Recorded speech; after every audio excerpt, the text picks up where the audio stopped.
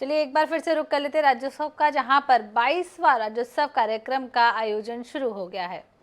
आप यहाँ पर देख रहे हैं उनके पारंपरिक वेशभूषा में मंगोलिया के सदस्य मंच के सामने।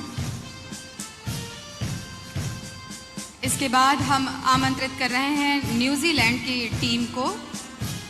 न्यूजीलैंड हमारे सामने अग्रसर हो चुके हैं।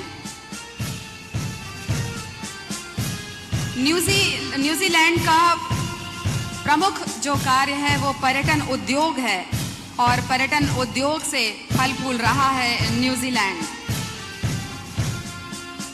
और आपको बताते हुए हमें खुशी हो रही है कि प्रति वर्ष विभिन्न देशों के पर्यटक जब न्यूजीलैंड जाते हैं तो वहाँ की जीडीपी में $15 बिलियन का योगदान करते हैं। कितनी बड़ी बात है ये।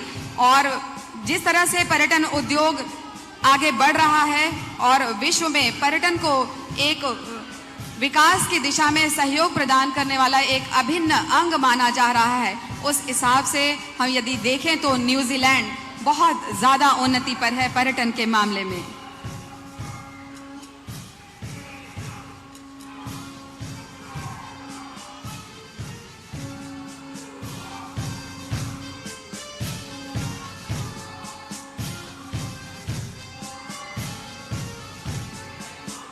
तो आप देख सकते हैं कि वहाँ की आदिवासी सभ्यता संस्कृति को संजाए हुए आज भी ये नर्तक दल यहाँ पर है। हाका के रूप में इनके डांस फॉर्म को जाना जाता है, जिसमें अथाह ऊर्जा का संचार होता है। अनेक अवसरों पर अपने उत्साह और ऊर्जा को प्रदर्शित करता हुआ यह उनका एक नृत्य है। हाका के रूप में इसे जाना जाता है। और जो जनजाति है वो है मोबी।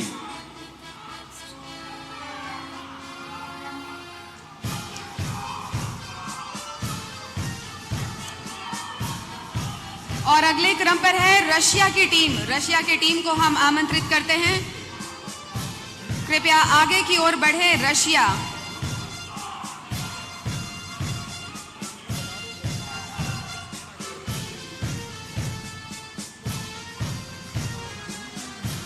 और दर्शक भी तालियों के साथ अभिनंदन कर रहे हैं हमारे इन अतिथियों का। और न्यूजीलैंड के पीछे है रशिया की टीम। बहुत ही खूबसूरत परिधान में ये रशियन बालाएं और उनके युवा पुरुष साथी आकर्षित कर रहे हैं दर्शकों को और मंचस्थ अतिथिगणों को। रशिया क्षेत्रफल के हिसाब से बहुत बड़ा देश है और इसका अधिकांश भाग साइबेरिया में आता है। इसमें विशेष रूप से हम अपने दर्शकों को बताना चाहें, यही खूबसूरती है इस सुंदर आयोजन की कि आप वसुधैव कुटुंबकम को यथार्थ रूप में आप देख सकते हैं कि कैसे छत्तीसगढ़ की इस पावन धरा राजधानी रायपुर में इतने देशों के प्रतिनिधि यहाँ पर आ रहे हैं। और सिर्फ वो आज यहाँ घूमने नहीं आए हैं, ये पर्यटक नहीं है, बल्कि यह अवसर हमारे लिए है कि हम इनकी परिधानों को, इनके वाद्य यंत्रों को, इनकी सभ्यता संस्कृति को जान सकें। तो हमारे लिए बहुत ज़्यादा महत्वपूर्ण अवसर है।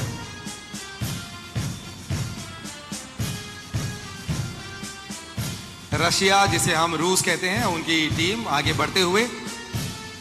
और इनके ठीक पीछे है रवांडा की टीम।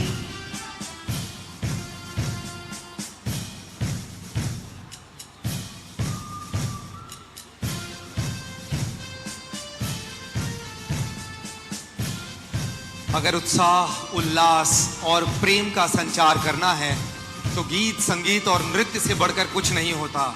और यह चीज़ हमें आदिवासियों से ही सीखने को मिली है, जिन्होंने हजारों सालों से अपनी कला, सभ्यता, परंपरा को बचाया हुआ है। आज उसकी झलकी यहाँ पर हम देख रहे हैं। रवांडा के दल की प्रस्तुति की झलकी आप यहाँ पर देख रहे हैं।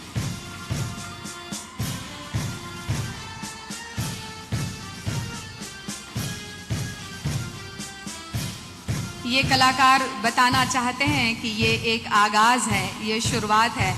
और जब ये मंच पर आएंगे अपनी बारी के समय तो ये जता देंगे कि किस दमखम और उत्साह के साथ ये हमारे देश में आए हैं। छत्तीसगढ़ की राजधानी रायपुर में ये आए हैं अपनी कला का प्रदर्शन करने के लिए, अपने देश का ये प्रतिनिधित्व करने के लिए यहाँ पर आए हैं और अपनी कला के माध्यम से ये बताना चाहते हैं कि हम भी किसी से कम नहीं। और ठीक इनके पीछे है सर्बिया। सर्बिया के दल परेड के लिए आगे बढ़ते हुए।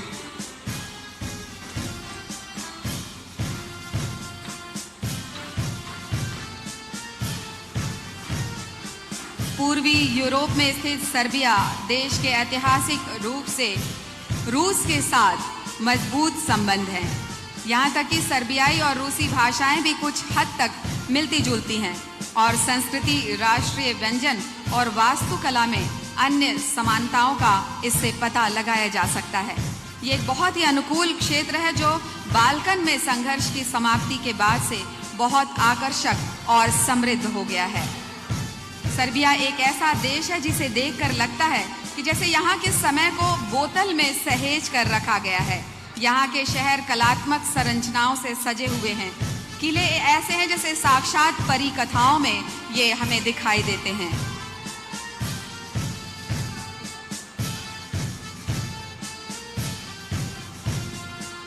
बहुत ही लंबा सफर तय करते हुए इनमें से अधिकांश देश के कलाकार कल पहुंचे हैं रात तक और उसके बाद आते ही इन्होंने तैयारी शुरू कर दी थी कि किस तरह से मार्च पास्ट के लिए इन्हें तैयार होना है। सर्बिया के ठीक पीछे अब अगला दल है टोगो। टोगो के प्रतिनिधि यहाँ पर दिखाई दे रहे हैं अपने नृत्य दल, अपने ध्वज के साथ, अपने राष्ट्रीय ध्वज के साथ और अपने पारंपरिक परिधानों के साथ। सामने आपको सर्बिया की टीम आगे बढ़ते हुए। हमें लगता है कि तालियों के साथ इनका स्वागत, वंदन, अभिनंदन करना चाहिए। दूसर देश के सगामन आए हैं और हमारे यहाँ के खातिरदारी देखी तो ज्यादा सुंदर तरीका से उमन जा सकी। टोगो के सगामन हमारे बीच में आते हैं अपन वाद्य यंत्र और अपन पहनावा के संग में।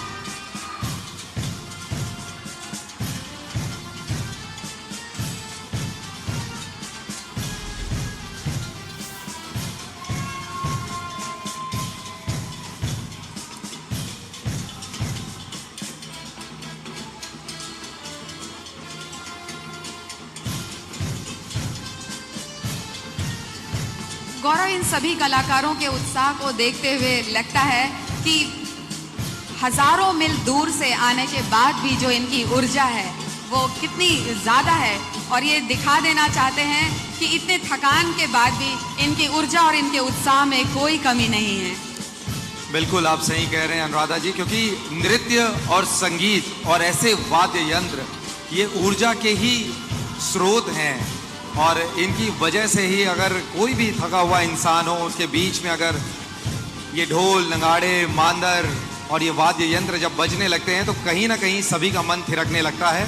और इस तरीके से आप देख सकते हैं कि विदेशी कलाकार अपना प्रतिनिधित्व करते हुए उनके नृत्य दल हमारे बीच हैं और परेड पर एक के बाद एक वो आगे बढ़े हैं। सभी विदेशी दलों के जो नृत्य दल आए हुए हैं उनका प्रतिनिधित्व आपने देखा है और टोगो की प्रस्तुति सामने हो रही है। इसके पश्चात हमारे देश के अन्य राज्यों के दल भी एक एक करके आगे बढ़ेंगे।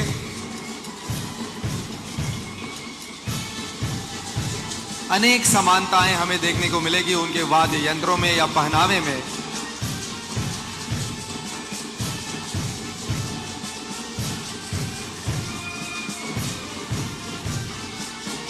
टोगो के दल के बाद अब भारत देश के अलग अलग राज्यों के प्रतिनिधित्व की बारी है।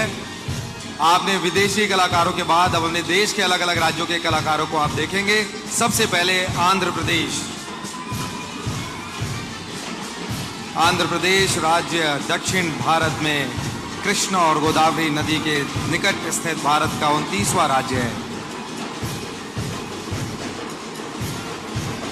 हमारा पड़ोसी राज्य जहां पर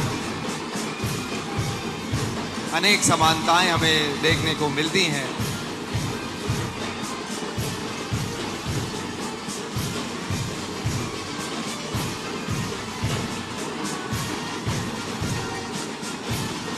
ये अलग अलग नृत्य शैलियां हैं, अलग अलग जनजाति समुदाय हैं, लेकिन सबकी खुशी की भाषा एक है, उल्लास की भाषा एक है, उत्साह की भाषा एक है।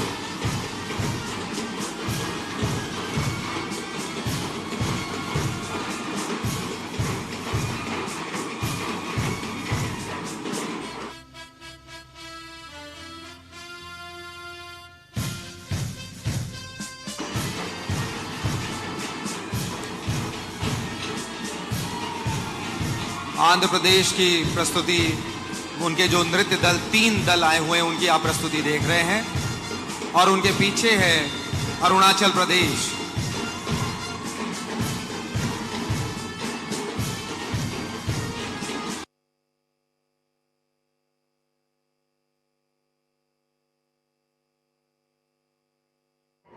और ये प्रदेश भारत का सबसे दूरस्थ राज्य है और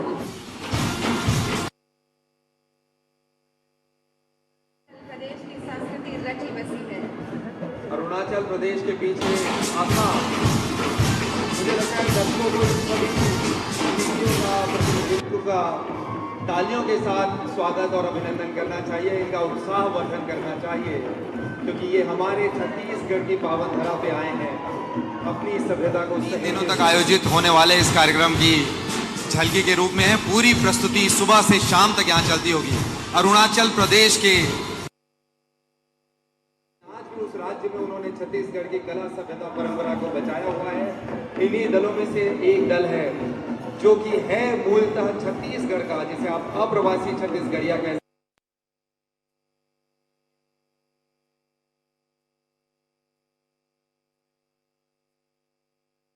सैकड़ों साल पहले वहां जाकर बसे हुए हैं, लेकिन अपनी सभ्यता को, अपनी पोशाक और हथियारों के प्रतिनिधित्व के साथ यहाँ पर दिखाई दे रहे हैं।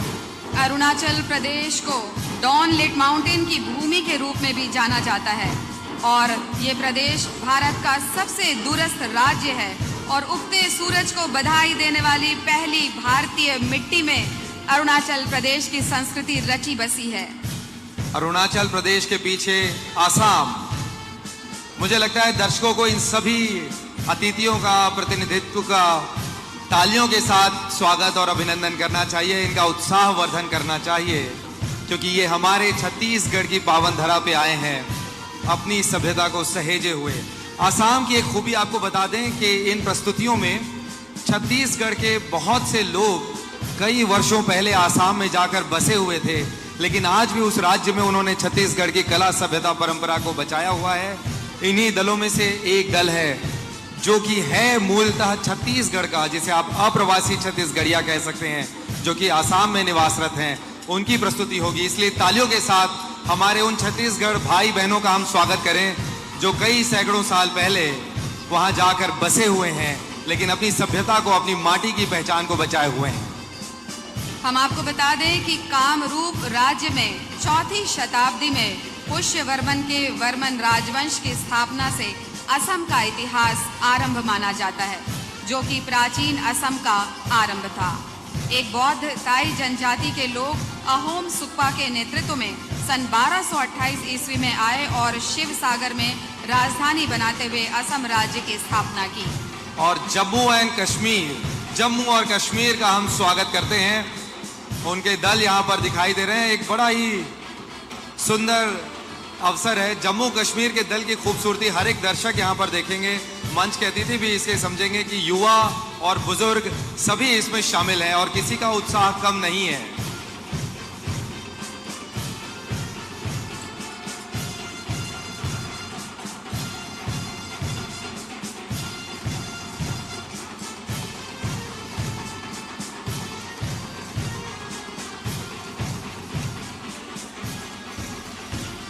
हमारे देश के एक बड़े सुंदर राज्य के रूप में जम्मू और कश्मीर की पहचान है, लेकिन क्या वह राज्य सिर्फ अपने पहाड़ों के लिए, अपने सुंदर वनों के लिए जाना जाए, या घाटियों के लिए, या अपने धार्मिक स्थल की पहचान के लिए?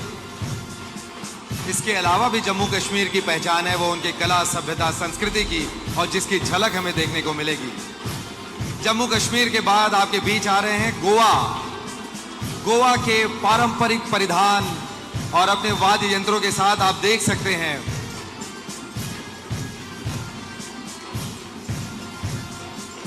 गोवा को भी हम एक टूरिस्ट स्पॉट के रूप में जानते हैं, पर्यटन स्थल के रूप में जानते हैं, लेकिन गोवा जानने वाले, गोवा को घूमने वाले लोग इस बात को महसूस करते हैं और संस्कृति की समझ रखने वाले लोग इस बात से बहुत खुश होते हैं कि जैसे जैसे पर्यटन को बढ़ावा मिलता है हम वैश्विक रूप से आगे तो बढ़ते हैं, लेकिन अपनी पुरानी परंपरा को बचाए रखना भी हमारी जिम्मेदारी है।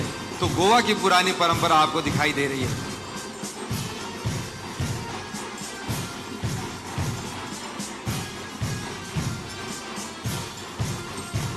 गोवा के दल प्रस्तुति देते हुए और गोवा के ठीक पीछे हैं गुजरात।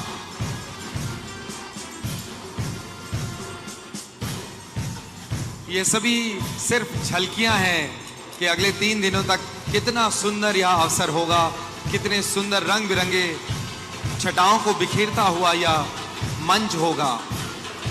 गुजरात के दल आप देख रहे हैं।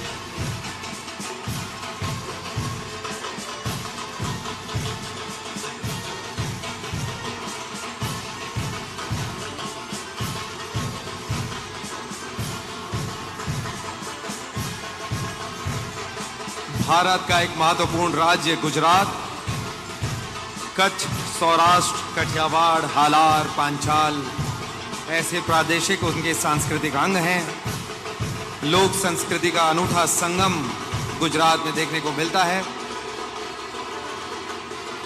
लेकिन जिन दलों को आप देख रहे हैं उस डांस फॉर्म का क्या नाम है, नृत्य शैली को क्या कहते हैं, यह कौन सा जनजाति समुदाय है, इन सब की जानकारी आपको हम इस मंच पर देंगे जब इनकी प्रस्तुति होगी। अभी सिर्फ आप इनकी झलकियां देख पा रहे हैं।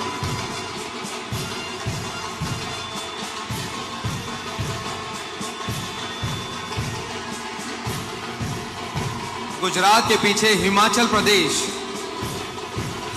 प्रदेश के प्रतिनिधि आगे बढ़ते हुए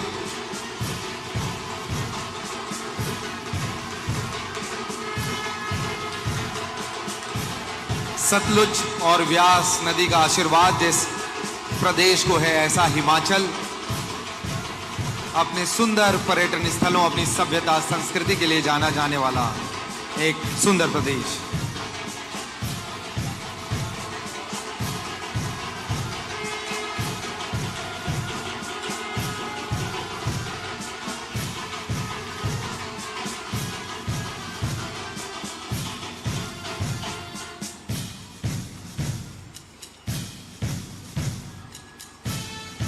हिमाचल प्रदेश की प्रस्तुति यहां पर मंच के सामने हो रही है और उनके ठीक पीछे हैं हरियाणा।